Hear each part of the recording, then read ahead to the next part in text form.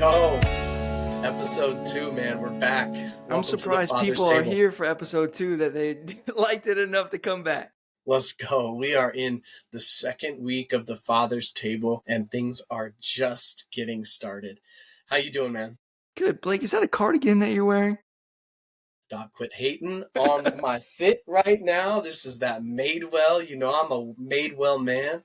Not So sponsored. this is, not sponsored. Although, if they got any representatives listening, we'll take a sponsorship. Didn't they start out with women's clothing, Blake, or did I imagine that? Yeah, dude. All That's right. why the fit is so nice. I've got that feminine figure. I'm trying to work on it. That's why it looks like a cardigan. I got it. No, I'm playing. No, it's good. Thank you, man. No, I actually really like this. It's thick. It's like a shacket. You lost me. It's I like don't know what a shacket is. It's like a shirt and a jacket mixed together. A shacket. You either It's have a kinda- shirt or you have a jacket. I don't think you can have both together. Dude, that's what this is. The shirt and jacket is the best of both worlds. If it's hot outside, you can wear this because it's breathable. It's cold outside. It keeps the heat in a little bit. It's really nice. I'll It's trust you good on for that. that SoCal weather. Okay, that's fair. Yeah. Yeah. Well, awesome, man. Well, again, welcome to the Father's Table. Thanks for joining us. And wherever you're joining us, we're thankful that you're here. We hope that this podcast and the time that we're here blesses you. And wherever you're listening, just give us a like and subscribe. It's really going to help us and get us excited to do more content and help you guys out. And leave a comment for things that you want to hear us talk about and things that you'd like to learn more on. We'd love to give our input and kind of go along the journey with you. But today, it's kind of exciting. I'm in a phase of my life where I really enjoy kind of routine. I enjoy schedules. I enjoy kind of building out a type of routine that helps me be successful, especially with how much stuff I got going in the air right now with work and life and trying to pursue my wife, pursue my kids, pursue friendships. There's just so much that happens and so much that goes on in one day. It's hard to fit it all in, but I found for myself, it really helps to have this routine and this schedule built out. And so we're kind of going to dive into this idea and talk about maybe some things that are keeping us away from reaching the goals or the places that we'd like to, and maybe some ways that we can build out a routine or a schedule that works best for us in our phase of life, because we know that it changes all the time. And as I was kind of diving into this has been something that I've studied and looked at for a while. But one of the things that really stood out to me, there's a couple authors, a couple books that I've been reading that's really stood out to me and just given life to me is one is John Mark Comer. I really appreciate his work and what he does. And also this guy named James Clear wrote a book called Atomic Habits. That kind of launched me into, a space where I could really start to build upon the stuff that he teaches, the stuff that he talks about. I think he comes from a really cool perspective. And he put this in his book. The average American spends about 705 hours on social media each year. The average iPhone user touches his or her phone 2,617 times a day. And the average American watches 2,737 hours of TV each year. And I mean, if those numbers weren't staggering enough, he says if you improve by 1% each day for a year, you'll be 37 times better by the end of the year, which is nuts when we think about that. That's a lot. 37 times. 1% is a little bit, right, every day. Yep. But by the end of the year, that'll accumulate to about 37 times better. And really, those statistics stood out to me because it was like, okay, we waste so much time. And whether I feel like our generation probably doesn't watch a ton of TV. We're more of like the streaming generation or on our phones. But, it's still a factor for a lot of people. Touching our phone, almost 3,000 times a day is insane.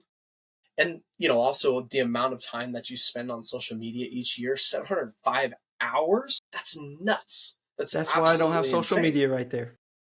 It's insane. And, here we are on a social media-ish platform, but, there's good time spent in social media, and then there's kind of going down the rabbit holes and spending time in a place that's not fruitful, that doesn't push you towards your goals. And it's the mindless scrolling. Yep. We've all done it. I do it. And by no means am I perfect at it. I'm sure you're probably better than I without social media on your phone. But man, I'm curious. Talk about that a little bit. Talk about why you don't have social media and what that has looked like for you on a daily basis. Yeah, I don't have social media because of how destructive it was to me when I did. So I haven't had social Mm, media since college. And it was a lot of this, what we're talking about right now, a lot of endless scrolling, if you will, just continued scrolling. I've even had to cut out YouTube because you get on YouTube, you mm, watch one video, you go down a rabbit yeah, hole, you look yeah, up 6 hours later and you're like, where did my life just go? I was just on YouTube for the past 6 hours. So I've had to cut that out. TV's really hard for me. So that's my vice. I love watching all different kinds of shows. So that's tough for me. But man, like you said, we spend countless hours on these things. Not all of them are bad, right? Not all TV shows are bad. Not all social media is bad. I think when you let that take over your life, that's where it starts to become a bad habit. yeah, yeah, absolutely. Now, have you ever gotten to a place where you are trying to fix a bad habit? All the time. What's kind of your approach? Like, how do you tackle fixing a bad habit? I think it depends on the habit for sure. I think recognizing that it's a bad habit. I think there's a lot of bad habits that we have that we don't even recognize. So that's the first step is just recognizing it. And then for you, take it, like you said earlier, 1% better every day. Take Mm, it in bite sized chunks. I know yeah, I have the kind of personality that's like, I'm going to quit this thing cold turkey or I'm going to do this thing different or whatever. I just want to do it all at once because that's the type of personality I have.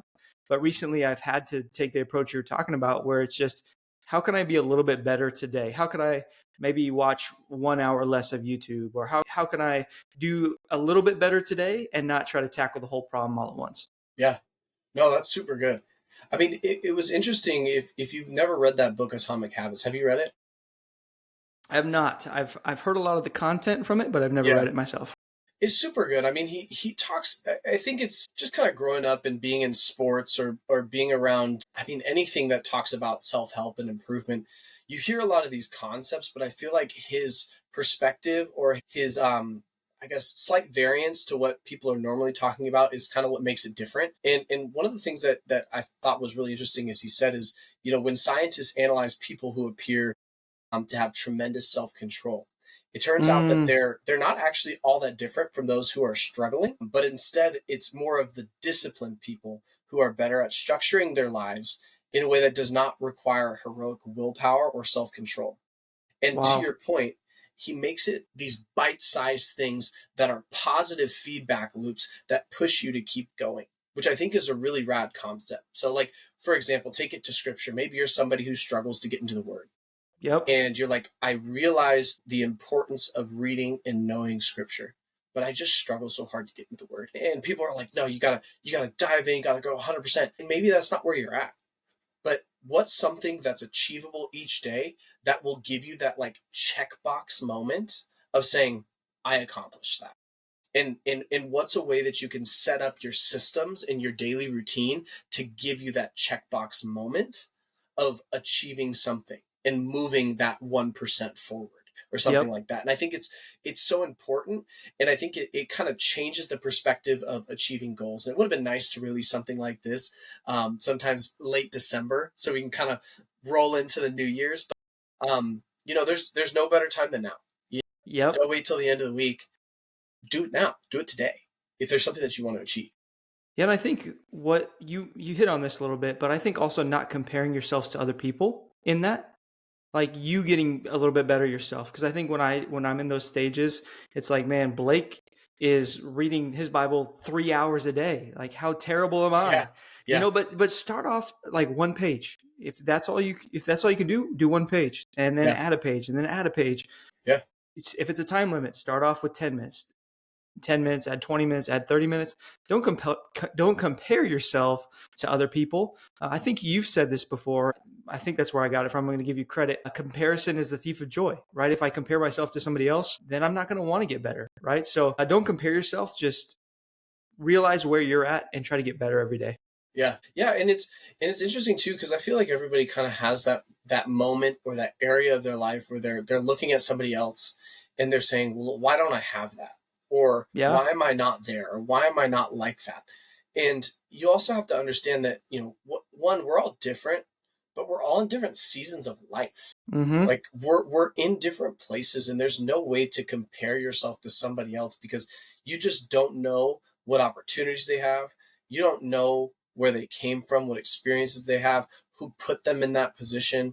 I try to make it as broad as possible, but you take somebody, let's go back to that thing where you're like, okay, somebody's reading their word for 3 hours a day, but maybe this is somebody that doesn't have any kids, or maybe this is somebody that doesn't have a hectic schedule that allows them to spend 3 hours a day in the word. And maybe you're somebody who works, I don't know, a crazy job, a nighttime shift in the hospital, and you're working 12-hour shifts, and then you got to go home and be with the kids, or whatever it may be. You're just not in that season of life. But I still don't think that's an excuse to stay where you're at. It's what Absolutely can not. you apply and what can you do now that's going to allow you to move towards that. Absolutely. I think sometimes too, that comparison is there's also a little bit of shaming, if you will, especially in Mm, church, right? It's like, hey, if you're not in your word, you're not doing, yeah, you're not doing yeah, what you're supposed to be doing. And yeah, there's like shame and guilt that comes with that a little bit. And sometimes that can keep you from doing it, which is yeah, weird, right? It's like, yeah. you should be doing it, you want to do it, but you feel shame and guilt for not doing it. So then you just kind of get stuck. But again, like, don't worry about what other people are saying or doing. Just worry about yourself in that and get Hmm. a little bit better every day.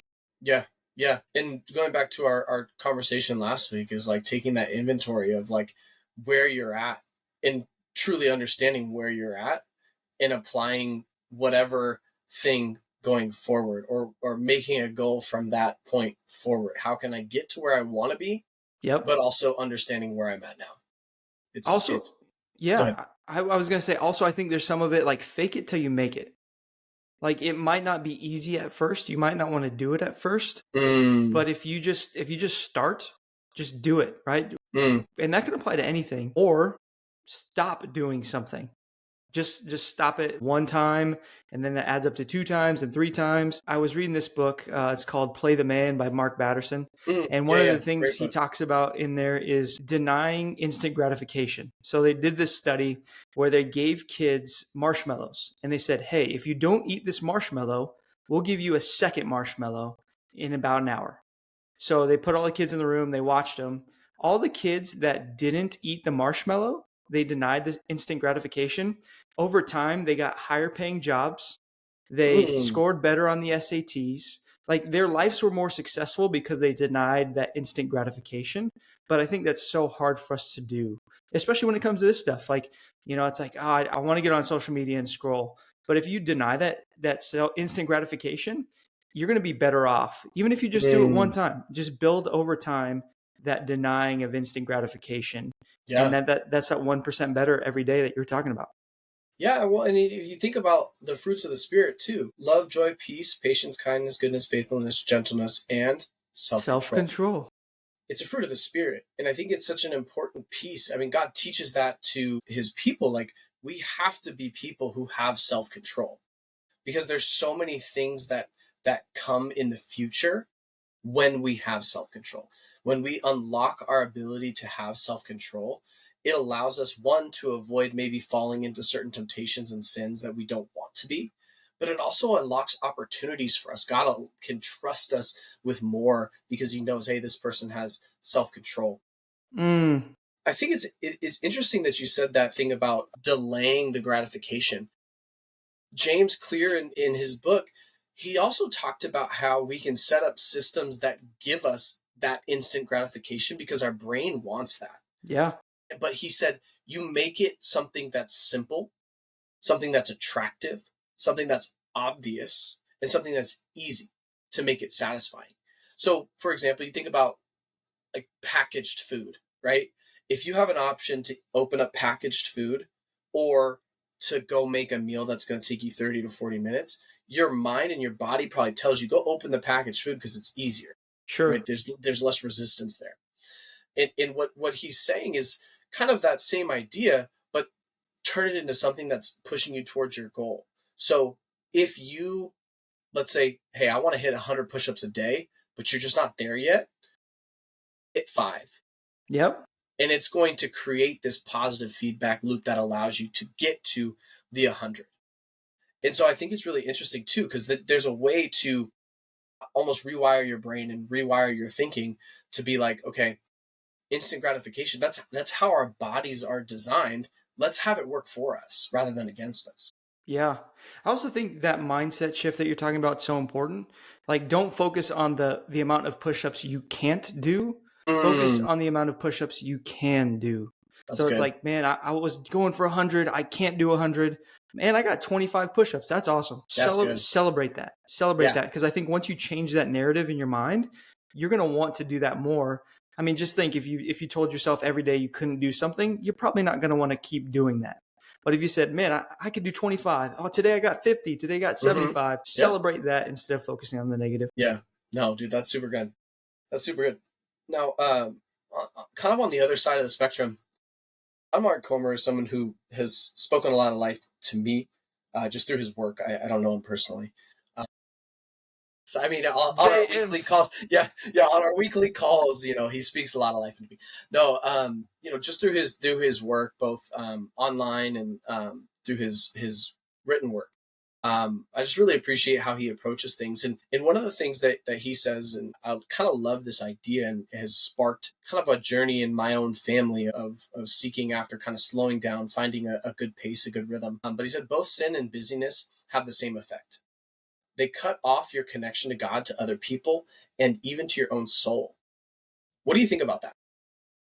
They cut off the connection to other people and even your own soul. I would To agree with that. God, to other people, and even your own soul. To God, other people, and your own. I would agree with that. I think when you're busy and you're focused on everything else, for me, an example like work. If I'm focused on work, I'm not as focused on my family and I'm not as focused on God. I notice my quiet time starts to slip away, or my time in Mm, the Word starts to slip away, or my time with my kids starts to slip away.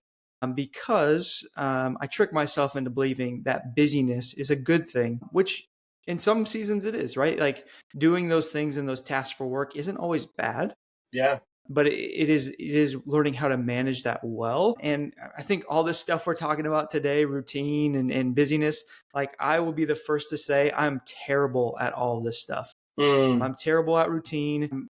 I like to be busy. This is good for me to hear as we process through this, because I don't think I'm very good at it. yeah. Yeah, no, I mean, I think most people are not. It's very countercultural. It's very counterintuitive to kind of where we're at and what I think a lot of people are striving for. And not to say, like, he literally quotes this as well. He said, there's a healthy kind of business where your life is full with things that matter, not wasted on empty leisure or trivial pursuits. But he also talks about how hurry and love are incompatible. Now, when you Mm, think about that, that type of idea where hurry and love are incompatible. Think about your worst moments with your kids. For me, I can definitely say that I'm probably in a hurry. I'm yeah. trying to get something done. We're late for some event and we're trying to get the kids out the door and I'm not listening to, what my kid needs, or, I'm trying to get something done and I get interrupted and I'm not able to love them in that moment. Do you feel like that kind of speaks true to you too? Absolutely. I think whenever I'm in a hurry, and maybe it's not just in a hurry, it's what am I prioritizing, I think. Mm, I think we in today's society prioritize things backwards. And what I mean by that, especially as men, right? Like our priority is work because we say, oh, that's providing for our family. But what we don't realize is we're not providing for our family the things that they actually need: time, love. All those things are more important. It's just always been strange to me that we prioritize work, like the amount of time we spend at work, how much, how many hours of the day are we at work? And then you look at how many hours of the day we're actually spending with God, which should be our first priority. And then with our family, what if we flip that? What if we spent more time with God, then our family, and then work?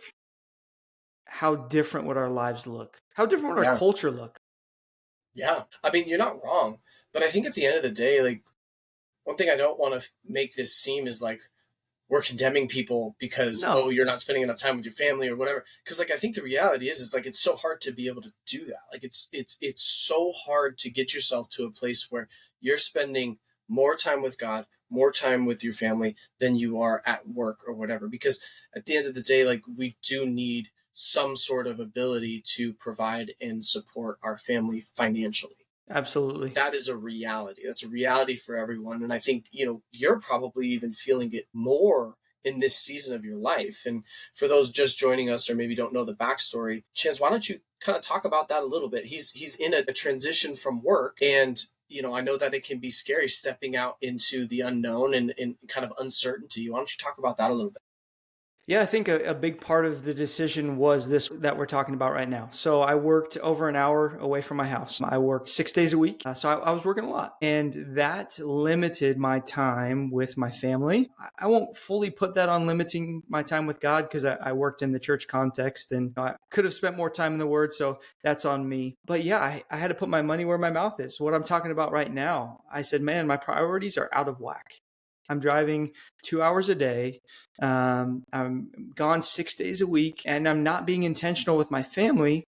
Sure, I can be intentional with the time that I have with them, but that's not much time. So I stepped out in faith and I left my job. And most people in today's society, my in-laws probably, especially, I think like, this is crazy, right? Yeah, Like, what are you doing? this guy. Yeah. Yeah. And, don't have anything lined up. And that's scary. It's exciting.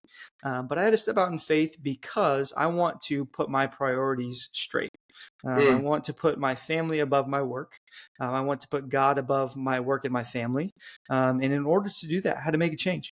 yeah, And that's that awesome. I want to preface that by saying that might not be the change for everybody. But what can you do in your specific situation that allows you to prioritize God and prioritize your family, even in the season of work that you're in?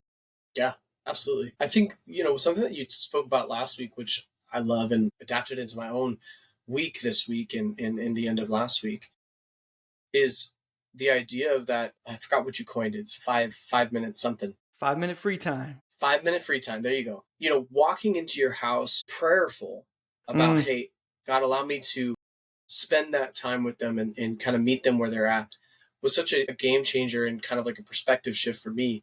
Every time I walked into the house this past week, I prayed that prayer. I walked into the house ready to spend that time intentionally with my kids. And I adapted it a little bit differently. I didn't spend time individually, but I mentally came in with the prayer and the mindset of like, I'm going to go in and focus on just spending time with them. And I thought it was an awesome perspective shift.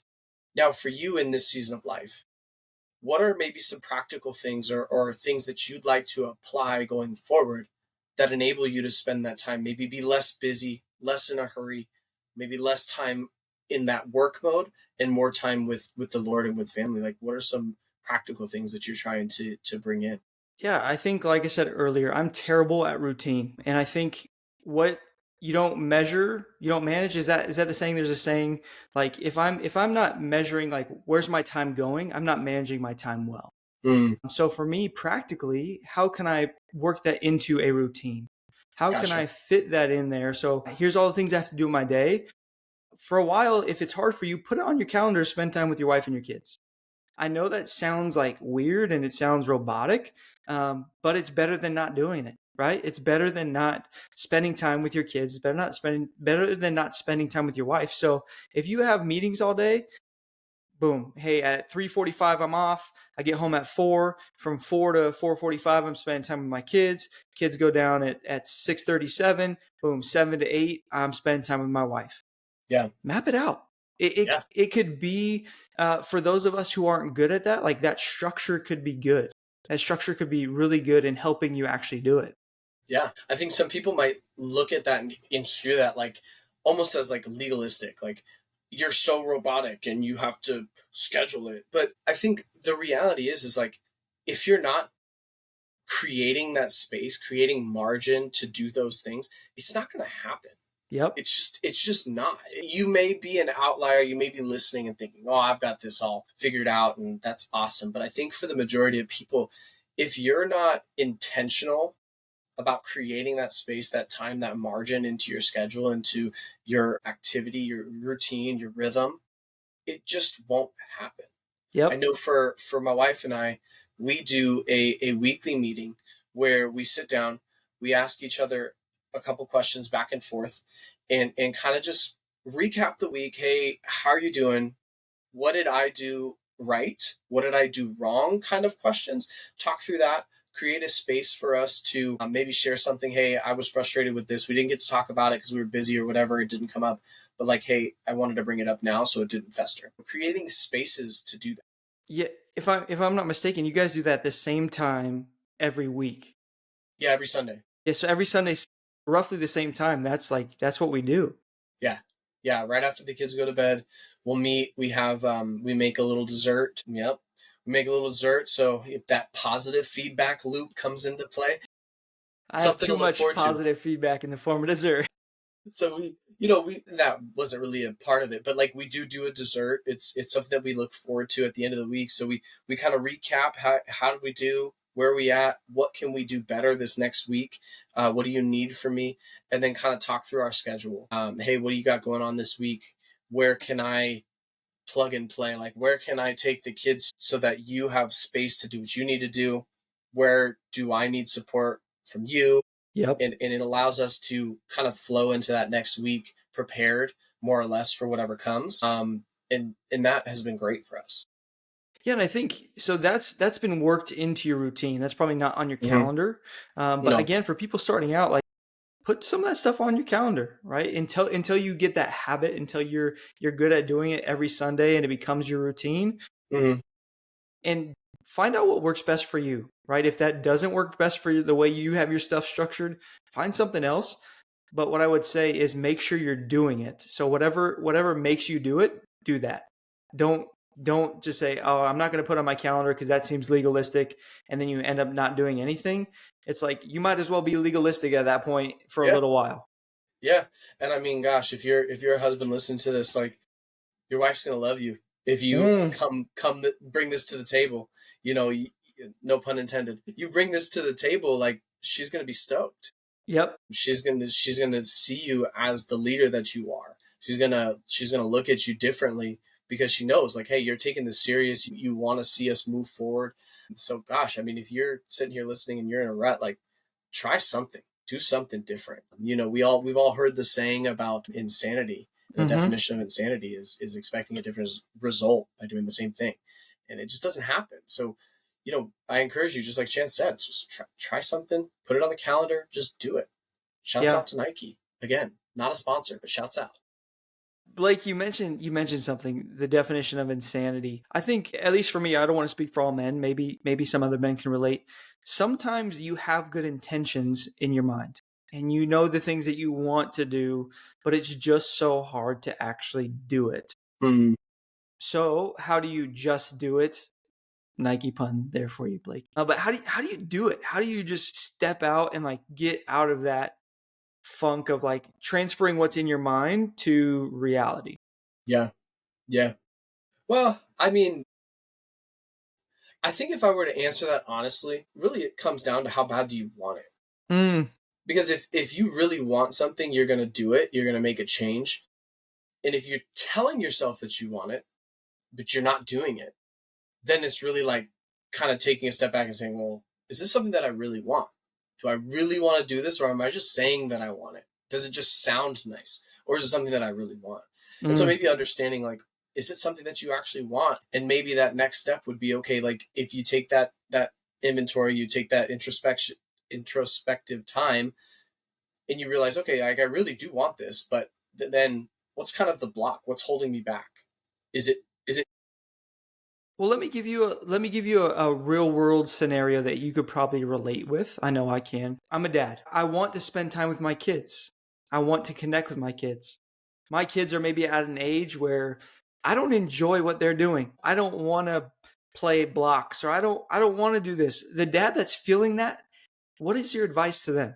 mm, like you want to engage your kids, but you don't really enjoy what they're into? Yeah. I mean, again, I think for me, the way that I view it is, and I've heard this explained a couple different ways, but really it doesn't really matter Mm, what you want. You can force your kid to do something, but is that really going to benefit them?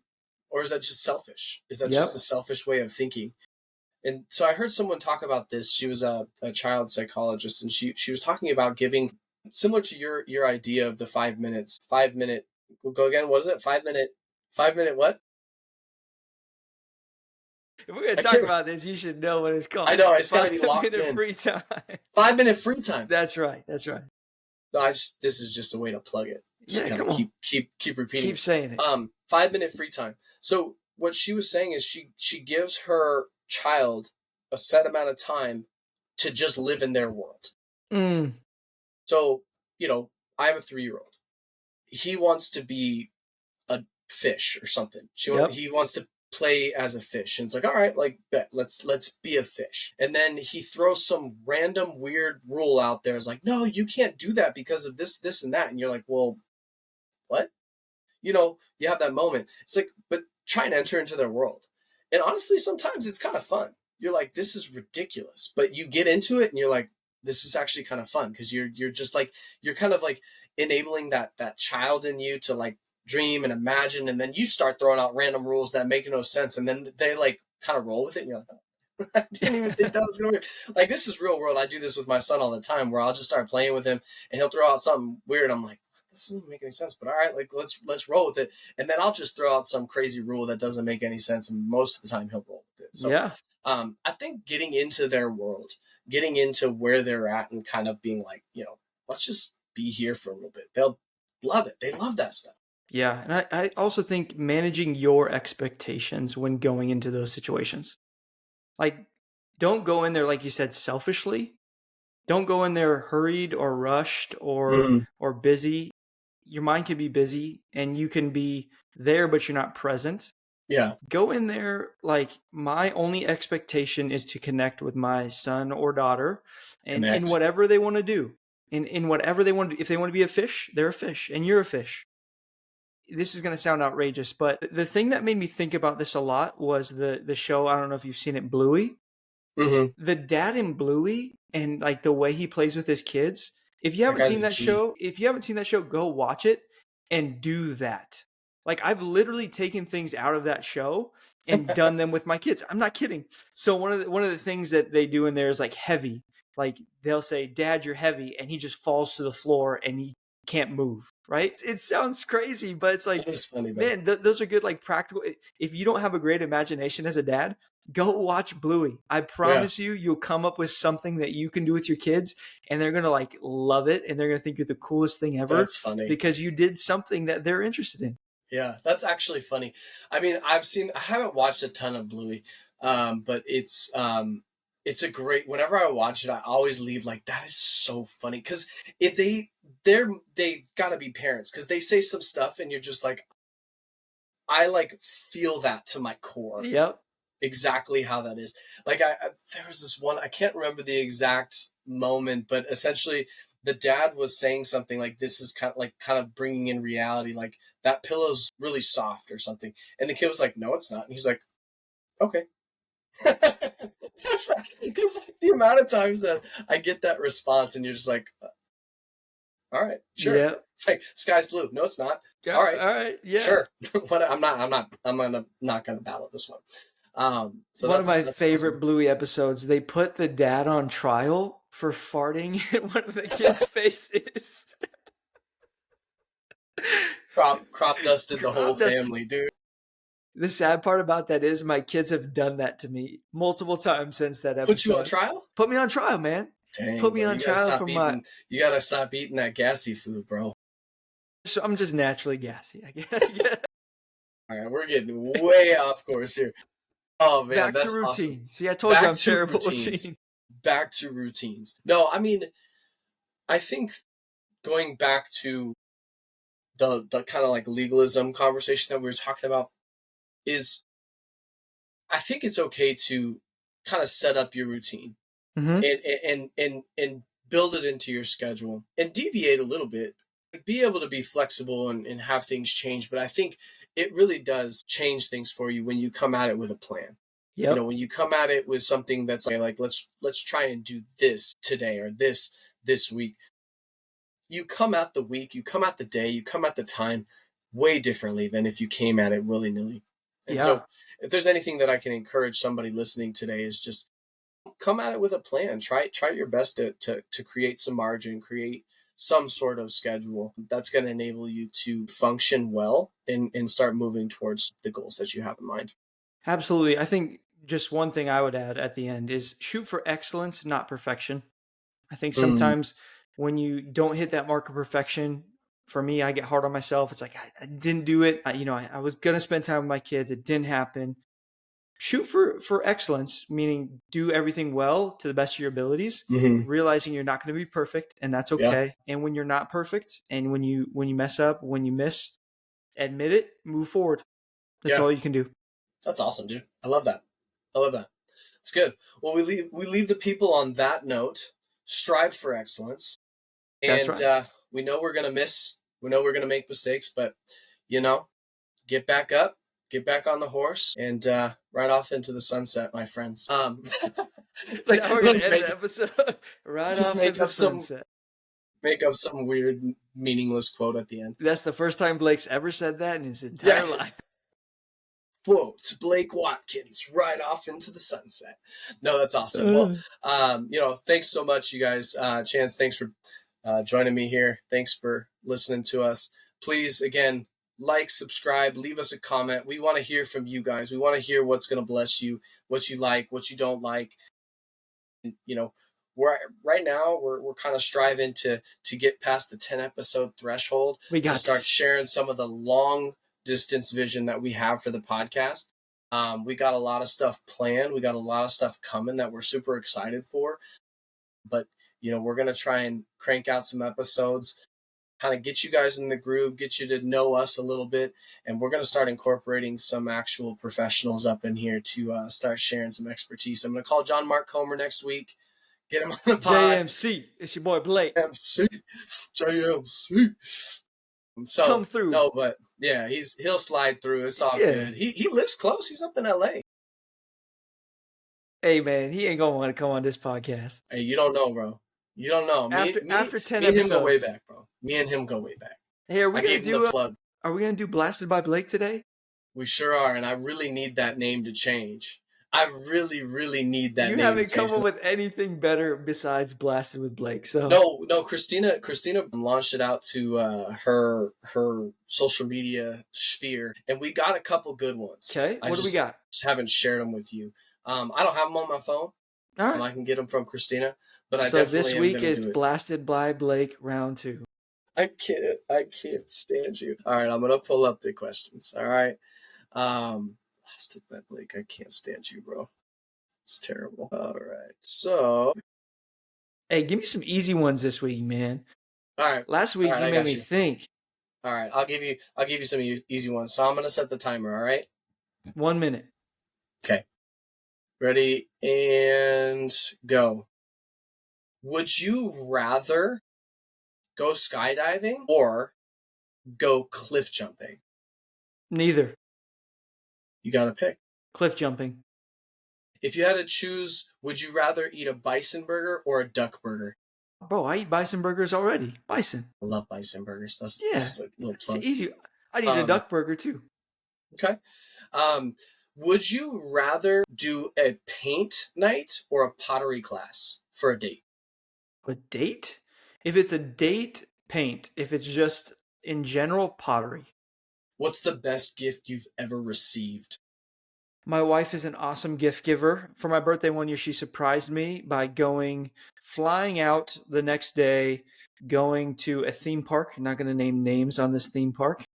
There's a mouse involved for those of you who might know what that is. I know, crazy. Dicey. I think that was the best gift. It was just like hey, I packed your stuff. I talked to your boss. We're getting on a plane and we're going. Didn't have to think about anything. It was good. Shouts out to Gracia. Yeah. She's a great gift giver. Love that. Love it. All right, man. Cool. Episode 2. In the books. We're rolling. Let's go. We're going to ride off into the sunset. Right off into the sunset, and we'll see you next week when the sun comes up.